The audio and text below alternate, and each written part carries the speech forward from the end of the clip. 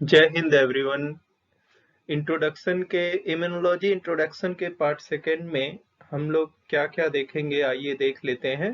ठीक है, पहले पार्ट में आप लोगों ने बहुत कुछ, आपको एक आइडिया लग गया होगा कंपोनेंट्स के बारे में। तो आइए उसके फंक्शनल एस्पेक्ट्स के बारे में समझते हैं। तो इस पार्ट का हमारा जो एजेंडा है उसमें हम समझेंगे कि रिकॉग्निशन जो है, एक बेसिक आइडिया लेंगे कि रिकॉग्निशन क्या होता है, कॉन्सेप्ट ऑफ सेल्फ और नॉन सेल्फ, कैसे सेल जो है उसको डिस्क्रिमिनेट करती है। और ये जो ट्रेनिंग है रिकॉग्निशन की, ये कहाँ पे जो है अचीव करते हैं लिम्फोसाइट्स, वो है primary and secondary lymphoid organ. तो उनके बारे में एक आइडिया लेंगे। और इम्यून एक्टिवेशन कैसे होता है, इन्नेट इम्यूनिटी और एडाप्टिव इम्यूनिटी क्या है। तो सबसे पहले हम लोग बात करते हैं कि एंटीजन रिकॉग्निशन कैसे होता है।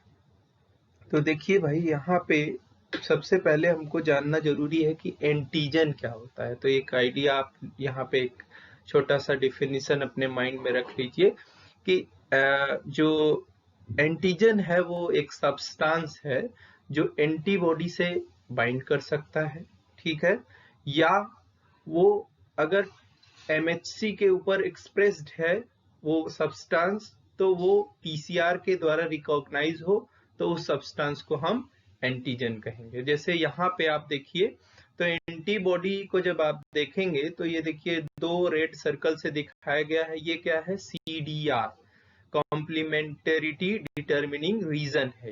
ये किससे कॉम्प्लीमेंटेरिटी, तो ये डाइवर्सिटी जो है वो ड्यूरिंग मैच्योरेशन जो है बी सेल अचीव करती है।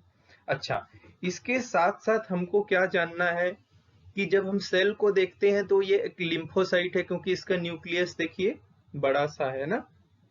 अच्छा, और उसने पूरा साइटोसॉल बिल्कुल बहुत थोड़ा सा है इसमें, तो इससे ये पता चल रहा है कि लिम्फोसाइट है। दूसरी चीज ये देखिए कि इसके ऊपर antibody as a receptor present है। तो जब antibody as a receptor present है तो उसको हम क्या कहेंगे, बी सेल कहेंगे। ठीक है ना भाई।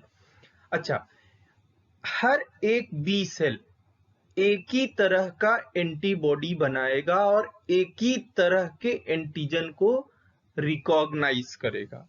इसको बोलते हैं एंटीजेनिकली कॉमिटेड सेल। मतलब एक सेल कॉमिटेड है, उसके जितने भी एंटीबॉडी बनेंगे वो एक ही तरह के रिसेप्टर से बाइंड करेंगे। ठीक है ना। ये इनके जो है मैच्योरेशन ट्रेनिंग का बहुत बड़ा पार्ट है। अच्छा, इस डायग्राम में देखिए, तो एक जो एंटीबॉडी है वो दो एंटीजन से बाइंड कर सकती है ना। तो ये रेशियो क्या रहेगा, एंटीजन अगर एंटीबॉडी का रेशियो पूछे तो 2:1 का रेशियो रहेगा। अब देखिए यहाँ पे बहुत सारी आपको बी सेल्स दिखाई गई हैं, वहां हमने पूरा एंटीबॉडी ना ड्रॉ करके केवल सीडीआर रीजन लिया है, ठीक है ना। तो आप देखिए हर एक सेल एक स्पेसिफिक एंटीजन के लिए बनी है। जो हम कॉन्सेप्ट की बात कर रहे थे कि एंटीजेनिकली कमिटेड सेल्स है। तो जैसे नीचे देखिए दो एंटीजेंस दिखाए गए हैं, तो जब हम एंटीजन की बात करें तो ये एंटीजन सारी सेल्स के पास जाएगा, लेकिन रिस्पॉन्ड कौन सी सेल करेगी, एक्टिवेशन किस सेल का होगा, जो स्पेसिफिकली बाइंड करेगी, है ना। इसी तरह से दूसरा एंटीजन है, जैसे ये जाएगा तो ये स्पेसिफिकली उसी से वही सेल इसको रिस्पॉन्ड करेगी जो इसके लिए कमिटेड है। ये क्लियर हो गया कि नहीं सबको। अच्छा, रिस्पॉन्स क्या होगा भाई, बी सेल जब उसको जो एंटीजन के लिए वो बनी है वो एंटीजन से बाइंड हो जाएगी एंटीबॉडी, तो वो रिस्पॉन्स क्या होगा, वो फिर खूब सारा उसका एक्टिवेशन होगा और एंटीबॉडी प्रोड्यूस करेगा और वो एंटीजन से जाके बाइंड करके उसको बॉडी से क्लियर कर देगा। ठीक है। तो अब हम देखिए टी सेल में ये रिकॉग्निशन कैसे होगा भाई। तो टी सेल में जब हम रिकॉग्निशन पढ़ेंगे तो वहां हमने बात की थी कि ये स्ट्रिक्ट सेल्स होती हैं, इनको कोई एंटीजन प्रेजेंट करने वाला चाहिए। तो आप ये देखिए जितनी भी न्यूक्लिएटेड सेल्स होती हैं बॉडी की, वो क्या एंटीजन को किसके ऊपर एक्सप्रेस करती हैं, एमएचसी के ऊपर, एमएचसी 1 क्लास 1 के ऊपर एक्सप्रेस करती हैं। और जब हम ये जो है टी सेल इससे इंटरेक्ट करता है तो दो चीजों की वो चेक करता है। एक तो जो टी सेल है वो भी कमिटेड सेल है। देखिए उसका जो टीसीआर है वो एक पर्टिकुलर एंटीजन के लिए बना है, ठीक है ना। तो अगर उससे बाइंड किया और वो एंटीजन मैच नहीं किया तो फिर टी सेल का एक्टिवेशन नहीं होगा, उस सेल को वो सरवाइव करने देगा। लेकिन दूसरा भी एक रिकॉग्निशन है, वो क्या है कि टी सेल के ऊपर एक CD8+ प्रेजेंट है, प्रोटीन है ये। तो ये किस क्या क्या चेक करेगा, ये चेक करेगा कि MHC अपनी ही बॉडी का है कि नहीं, ठीक है ना। MHC को HLA भी बोलते हैं, ह्यूमन ल्यूकोसाइट एंटीजन। तो MHC अपने बॉडी का है कि नहीं, तो सेल्फ का है कि नहीं, ये चेक करेगा। और TCR क्या चेक करेगा कि जो एंटीजन एक्सप्रेस है वो हमसे बाइंड कर रहा है कि नहीं। तो ये जो है आपका एक रिकॉग्निशन का सिस्टम। जैसे एंटीबॉडी में क्या होता था, एंटीबॉडी जो है एंटीजन से इंटरेक्ट करती थी, वैसे यहाँ TCR किससे इंटरेक्ट कर रहा है, एंटीजन से इंटरेक्ट कर रहा है जो कि प्रेजेंटेड है, ठीक है ना, किसके ऊपर, MHC क्लास 1 के ऊपर, है ना। लेकिन यहाँ एक दूसरा मैकेनिज्म भी जो ये चेक करेगा कि जो MHC है वो अपनी ही बॉडी का है कि नहीं, इट इज सेल्फ और नॉट, ठीक है ना। इसी तरह से दूसरा जो एंटीजन प्रेजेंटिंग सेल है वो क्या है, MHC, जो वो क्लास 2 पे प्रेजेंट करता है, ठीक है ना। ये क्या है, मैक्रोफाज। मैक्रोफाज क्या करता है, किसी भी एंटीजन को इंगल्फ करेगा, डाइजेस्ट करेगा और उसको ले आके MHC क्लास 2 के ऊपर प्रेजेंट करेगा। अच्छा, यहाँ पे रिकॉग्निशन कौन करेगा इसका, यहाँ पे रिकॉग्निशन करेगा TH सेल। कौन करेगा, टी हेल्पर सेल। और उसके पास जो CD है वो क्या है, CD4+ है। तो वो देखेगा CD4+ कि ये जो MHC क्लास 2 है ये मेरी ही बॉडी का है कि नहीं, पहली चीज। और TH सेल का जो रिसेप्टर है TCR, वो चेक करेगा जो एंटीजन एक्सप्रेस कर रहा है PC अपने MHC क्लास 2 के ऊपर, वो उससे मैच कर रहा है कि नहीं। ये दो तरह के यहाँ पे रिकॉग्निशन। तो रिकॉग्निशन किस लेवल पे, यहाँ दो लेवल पे रिकॉग्निशन हो रहा है। एक तो ये देखा जा रहा है कि MHC जो सेल है जो एंटीजन को प्रेजेंट कर रही है वो अपने बॉडी का MHC एक्सप्रेस कर रही है कि नहीं। दूसरी चीज की जो TCR जिससे बाइंड करेगा एंटीजन से, वो एंटीजन उसके साथ कॉम्पिटेंट है कि नहीं। अच्छा, यहाँ पे देखिए जैसे हमने बी सेल में दिखाया है, यहाँ पे ये भी जो है TCR जो होता है वो एंटीजेनिकली कमिटेड होता है। तो जैसे मान लीजिए ये बहुत सारी टी सेल्स दिखाई गई हैं, सब अलग अलग उसके लिए कमिटेड है। तो टी सेल में दो चीजें हैं, TCR है और CD8+। TC सेल में तो अब देखिए अगर TC सेल, ये तीन आपको सेल्स दिखाई गई हैं जो अपने ऊपर जो है लोअर पैनल में देखिए, तो वहां पे क्या है कि MHC के ऊपर वो कुछ एंटीजन एक्सप्रेस कर रही है, ठीक है ना। तो अगर जो टी सेल कमिटेड है इस एंटीजन के लिए, वो अगर इससे इंटरेक्ट करती है तो होगा क्या, आपका MHC अपनी ही बॉडी का है, ठीक है भाई। लेकिन यहाँ पे जो TC सेल है वो परफेक्टली मैच हो गया एंटीजन से। तो जब मैच हो जाएगा तो वो क्या करेगा, उस सेल को अपना इम्यून एक्टिवेशन करेगा और उस सेल को किल कर दिया जाएगा, ठीक है ना। लेकिन दूसरी एक कंडीशन देखते हैं, उसमें जब सेल से इंटरेक्ट कर रहा है, हमारे न्यूक्लिएटेड सेल्स है उससे इंटरेक्ट कर रहा है, तो वहां एंटीजन मैच तो ठीक है, लेकिन यहाँ MHC का मैच भी नहीं है, ठीक है ना। एंटीजन मैच तो हो जा रहा है, वो अच्छी बात है, लेकिन यहाँ MHC भी मैच नहीं कर रहा है, मतलब ये सेल को रिजेक्ट कर दिया जाएगा। एक और कंडीशन देखते हैं, तो उसमें जो सेल है वहां पे MHC तो परफेक्टली मैच है भाई, एंटीजन परफेक्टली मैच नहीं कर रहा है, तो ये सेल हैप्पीली सरवाइव करेगी, ठीक है ना। तो ये एक टी सेल का रिकॉग्निशन है, वो TCR के लेवल पे होगा और CD8 के लेवल पे होगा। अच्छा, अब देखिए यहाँ पे एक और उसका कॉन्सेप्ट क्लियर कर लेते हैं, सेल्फ और नॉन सेल्फ का। तो यहाँ हमारे पास एक डोनर है और एक रेसिपिएंट है। तो डोनर का जो सेल है उसको आप देखिए तो उसके ऊपर MHC क्लास 1 है, वो किसका है, डोनर का MHC है, ठीक है ना। और वो अपने ऊपर एक एंटीजन को एक्सप्रेस कर रहा है, दैट इज रिकॉग्नाइज्ड। अब रेसिपिएंट का जो TC सेल है वो जाएगा उसके पास, तो पहले तो ये चेक करेगा कि वो एंटीजन मैच कर रहा है नहीं, वो तो ठीक है, मान लीजिए मैच कर भी गया नहीं भी किया, दोनों कंडीशन ठीक। लेकिन जब उसको टीसीआर का जो टीसी सेल का जो CD8 है वो किसको चेक करेगा, MHC क्लास 1 को, और वो परफेक्ट मैच नहीं है, तो इस डोनर स्वर को बॉडी क्या कर देगी, रिजेक्ट कर देगी। ठीक है ना। अच्छा, अब देखिए रेसिपिएंट की अगर सेल है और उसके ऊपर एक एंटीजन एक्सप्रेस हो रहा है, तो ये टीसी सेल जाएगी, उसको चेक करेगी, एंटीजन परफेक्ट मैच नहीं है, ठीक है, टीसी सेल का एक्टिवेशन नहीं होगा, लेकिन MHC परफेक्टली मैच है, तो यहाँ पे ये सेल सरवाइव करेगी। तो जब हम डोनर और रेसिपिएंट जैसे किडनी ट्रांसप्लांटेशन है, लीवर ट्रांसप्लांटेशन है, उसकी बात करते हैं, तो यहाँ सबसे पहली जो हमारी मैचिंग होती है वो MHC की होती है, कि कितना सिमिलरिटी है डोनर और रेसिपिएंट में। ठीक है ना। अब बहुत सारी टेक्नोलॉजी आ गई है इसको सप्रेस करने की भी, तो जो ब्लड ग्रुप कॉमन नहीं है वो भी ट्रांसप्लांट कर सकते हैं। अच्छा, अब हम बात करते हैं कि भाई जो ये ट्रेनिंग है, इतनी perfect training, self, non self, और जो है टीसीआर और एंटीजन का इंटरेक्शन, और आपका एंटीबॉडी और एंटीजन का इंटरेक्शन, तो ये ट्रेनिंग कहाँ होती है, तो देखिए सारी ब्लड सेल्स का फॉर्मेशन जो है वो कहाँ होता है, एडल्ट्स में, हम लोगों में, ह्यूमंस में बोन मैरो में होता है। ठीक है ना। तो ये एक क्या हो गया, हीमोपोइटिक ऑर्गन हो गया।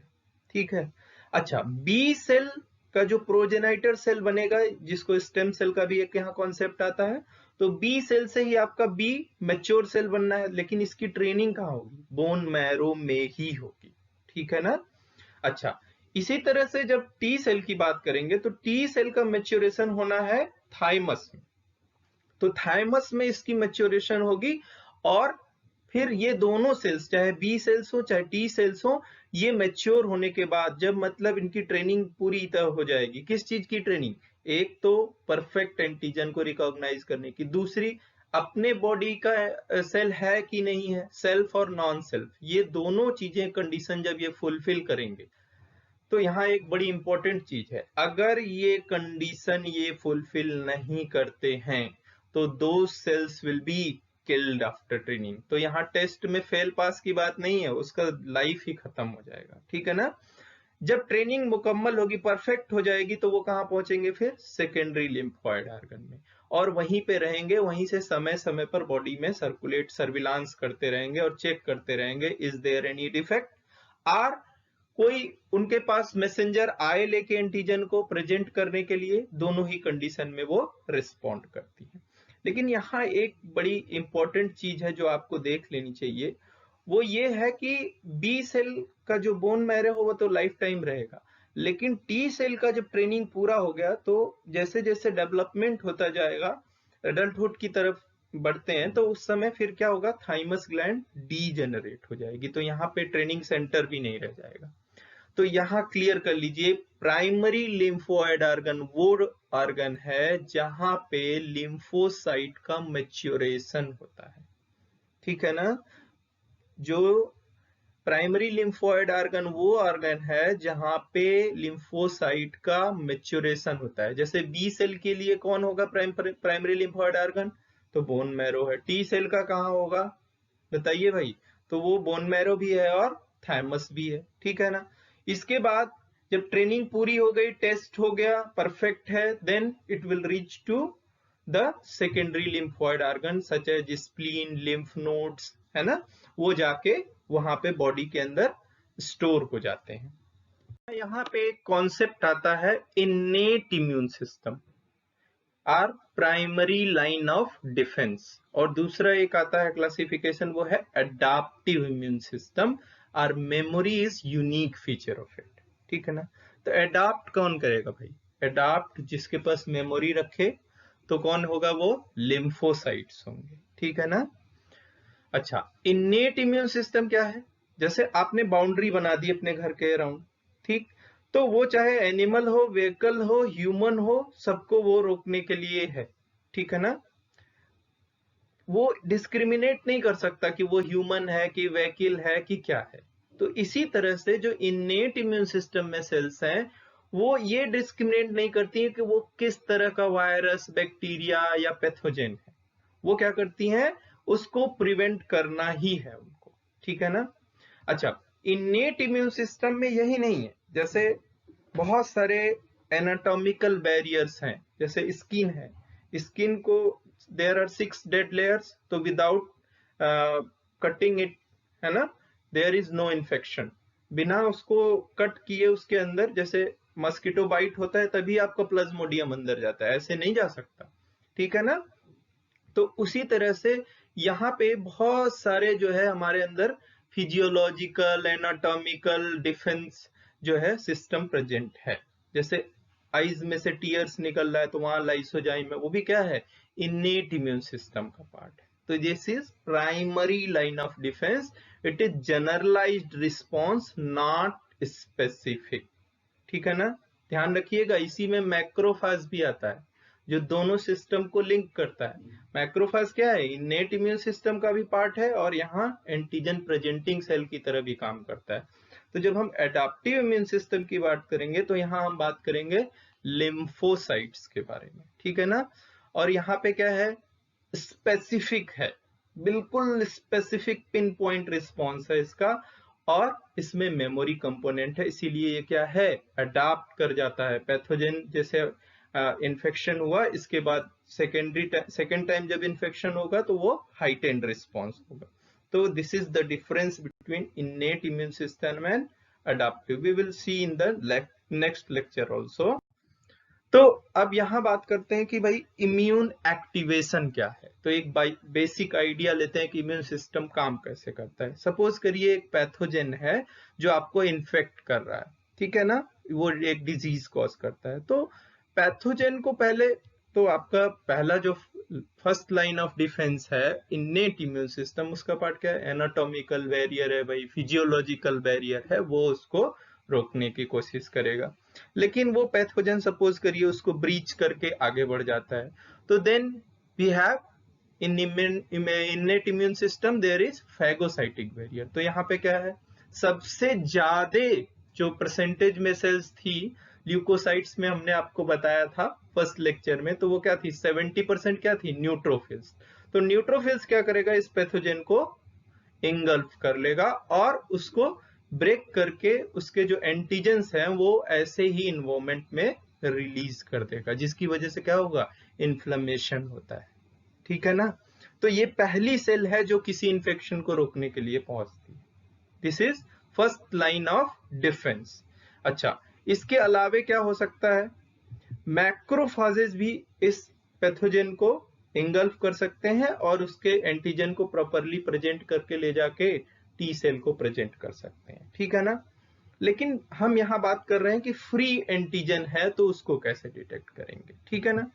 तो आप देखिए कि अब हमारी जो ट्रेनिंग थी वो प्राइमरी लिम्फोइड ऑर्गन में बी सेल की पूरी हो गई है, तो वहां सेल्फ और नॉन सेल्फ और किसकी ट्रेनिंग पूरी हुई, स्पेसिफिसिटी की। जो एंटीबॉडी है, हर सेल बी सेल एक ही तरह का एंटीबॉडी बनाएगा, ठीक है ना।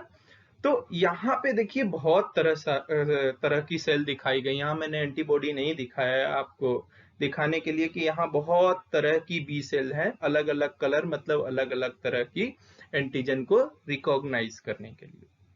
तो ये क्या है, बहुत तरह के क्लोन, किसके, बी सेल के, अलग अलग तरह के एंटीजन को रिकॉग्नाइज करने के लिए। तो जब एंटीजन जो हमारा फ्री है, जो न्यूट्रोफिल्स के द्वारा रिलीज हुआ या डायरेक्टली पैथोजन के द्वारा रिलीज हुआ, तो वो जब पहुंचेगा बी सेल के पास, तो जो बी सेल इसके लिए कमिटेड होगी वही, उसी का क्या होगा, एक्टिवेशन होगा, उसी के एंटीबॉडी के साथ ये बाइंड करेगी। तो बहुत सारे क्लोन में से एक कोई क्लोन होगा जो उस एंटीजन को रिस्पॉन्ड करेगा। This process is called clonal selection. यहाँ क्लियर कर लीजिए, रिकॉग्निशन किस लेवल पे हो रहा है, एंटीबॉडी और एंटीजन के लेवल पे हो रहा है, लेकिन क्लोनल सिलेक्शन जब वो बाइंड कर जाएगा तो out of so many clones that particular B cell is selected. So this process is called clonal selection. तो जब ये सेलेक्ट हो जाएगी, अब भाई जिस चीज के लिए आप बने हैं वो दिन आ गया, तो वो सेल क्या करेगी, फिर एक्सपैंड करेगी, उसका अपना नंबर को बढ़ाएगी। तो that process is called clonal expansion, अपने नंबर को बढ़ाना। और भाई बी सेल है तो बी सेल क्या प्रोड्यूस करेगी, उसके अगेंस्ट में खूब सारी एंटीबॉडी प्रोड्यूस करेगी जब उसका एक्टिवेशन हो जाएगा, ठीक है ना। अच्छा, ये रिस्पॉन्स में प्रोड्यूस करेगी, लेकिन क्या हमेशा ऐसे ही एंटीबॉडी प्रोड्यूस करती रहेगी? नहीं। जब वो पैथोजन को न्यूट्रलाइज कर दिया, है ना, रिमूव कर दिया, then 90 to 99% of cell die. जो बी सेल का जिसका प्रोलिफरेशन हुआ था उसमें 99% सेल का डेथ हो जाता है, but few of them survive and act as a memory cell, ठीक है ना। तो ये आपको एक कॉन्सेप्ट क्लियर हुआ होगा कि कैसे इम्यून सेल काम करता है। इसी तरह से टी सेल भी काम करती है, ठीक है। तो आप जो है इसमें कमेंट करके बता भी सकते हैं कि आपको ये वीडियो कैसा लगा, या हम कुछ और इसमें इनकॉर्पोरेट कर सकते थे, या आपकी कोई क्वेरीज हो तो आप वो कमेंट सेक्शन में जरूर लिखें। और हमारे वीडियो को लाइक करते रहें, शेयर करते रहें, सब्सक्राइब करें, जिससे हमारा नेक्स्ट वीडियो आपको मिले जो हम इन्नेट इम्यूनिटी पे बनाएंगे, है ना। और व्यू करते रहें और नॉलेज गेन करते रहें। Thank you for watching Advaita academy videos.